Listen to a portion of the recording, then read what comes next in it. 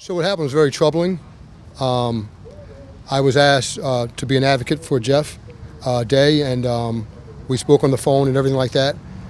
He sent me a video of what transpired, and the video was very disturbing because what I saw was a Good Samaritan trying to help some senior citizens to better their conditions at an apartment complex for senior citizens. And he had arranged the meeting and everything, and representatives from the Housing Authority were there. And there was a very, very aggressive gentleman by the name of, I believe, Andrew Johnson, I believe his name is, who's, I guess, a supervisor or someone pretty high up in a very supervisory position for the city of Wilmington, which is important. And I say it's important because it seems like this is kind of a cover-up. So I'm saying it's kind of a cover-up because when I go and talk to Captain Akil, what's his name? Yes, sir. Captain Akil, and there was a sergeant there also, but what Captain Akil had to say was very, very troubling. He said he was there at the time. Looking back at the video in my mind, it seemed like officers were there from the Wilmington Police Department who were supposed to be there working to make sure everything's under control, and everything got out of the control because of Andrew Johnson. He appeared to be the aggressor. He didn't want Jeff into the meeting, and Jeff had organized the meeting and tried to explain that to him. He then tried to close the door on Jeff. Jeff tried to open the door, and then it seemed like Andrew Johnson acted, in my opinion, as a thug.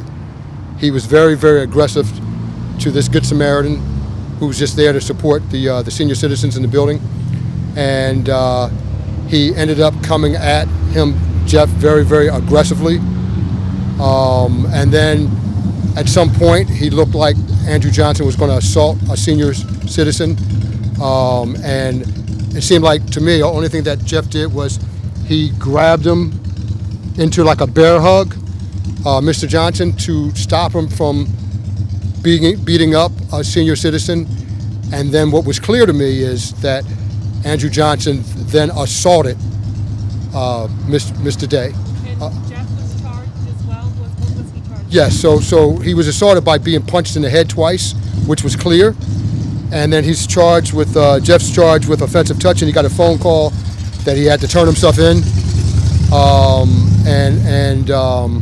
chance you can tell us what he's been charged with one more time? Yeah, so Jeff was charged with offensive touching, which is something I never even heard of. I guess it's something that's unique to Delaware. Said that he did intentionally touch Johnson, Andrew Johnson, either with a member of his body or with any instrument, knowing that he was thereby likely to cause offense or alarm to that person by means of utilizing both hands to retrain Johnson, Andrew, both arms, and utilizing own body to push Johnson. I know it sounds crazy, but this is how it's written. So when I talked to the Wilmington Police Captain Akil, Yes. Akil, he said that he had reviewed the video, because I asked him, did you review the video, and who reviewed the video? Captain Akil said he reviewed the video. He wouldn't say who else reviewed it with him, but since he's a captain, he's pretty high up. And he said that he reviewed the video and that Mr. Day should be charged with offensive touching. So I said that, are you aware that Mr. Jeff Day wants the gentleman charged, Andrew Johnson, charged with assaulting him by punching him twice in the head? Did you see him get punched twice in the head? And he said, yeah, he saw him get punched twice in the head. And I said that Jeff wants to charge him with assault. Will you charge him with assault? And what he said was very troubling. Captain Akil said that Jeff would have to wait to go to court, and he had to bring whatever evidence that he had, which is the evidence that he had already looked at, and that a judge would make that decision. Me being a former highly decorated police officer, it's too late by the time you go to court. You're going to court for offensive touching. A judge is not even going to look into that. So what I'm saying to you is, and saying to your viewers, it's outrageous. It seems to me what's very clear, which is very obvious, is that Andrew Johnson works for the city of Wilmington. The Wilmington Police Department works for the city of Wilmington. Captain Akil, who reviewed this and made a decision, a conscious decision, not to put charges. So the way the court system works is the police has to recommend charges. And you have Captain Akil saying that he looked at this video that Mr. Day was obviously punched in the head twice, and he was defenseless because he had his arms around the guy, and he got punched twice in the head. He was assaulted. Captain Akil said that he saw Jeff get punched in the head twice, but Captain Akil is not charging the guy, Andrew Johnson, with assault. That's troubling. And it's troubling to all the citizens in Delaware. So what I would like to say to the citizens of Delaware, this is a travesty of injustice. It appears that the Wilmington Police Department is the judge, jury, and executioner in the sense that they're not doing the basic thing. Andrew Johnson should be charged with assault. Jeff was punched twice in the head and is caught on video. The video is a perfect witness to the assault. And the Wilmington Police Department decided to play politics or decided to cover one of their own city employees and not charge him with assault. They charged Andrew Johnson with offensive touching, and they charged the other gentleman that left with offensive touching, and Jeff Day with offensive touching. What do you want to see happen next? Well, what I'm going to ask is I want to try to have a meeting with the Attorney General, Kathleen Jennings, to have these charges dismissed. This nonsense should not go on. They should not be permitted to take advantage of the system in order to protect a city worker. That city worker should be fired. He assaulted Jeff, and is caught on video. So he should be suspended. There should be another investigation. What's clear to me is Captain Akil. He's biased as far as trying to protect this other city employee, and I think there should be a second investigation by Chief Tracy into how the Wilmington Police Department handled this, because they handled it wrong.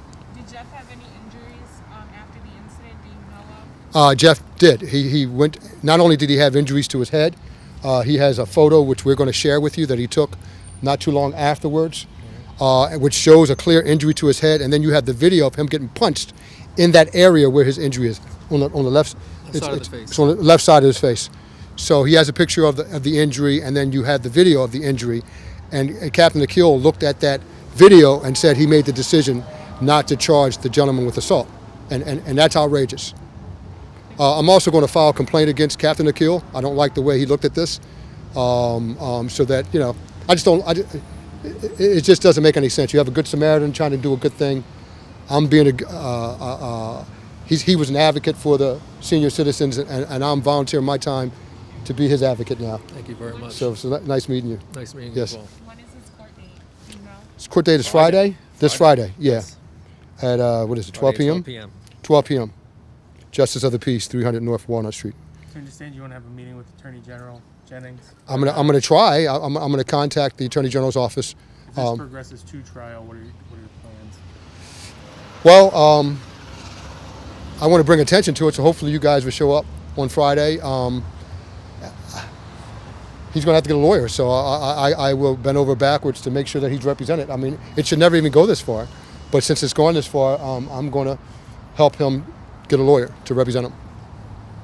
So Do you want to speak? How are you feeling after the? you can talk about how you feel.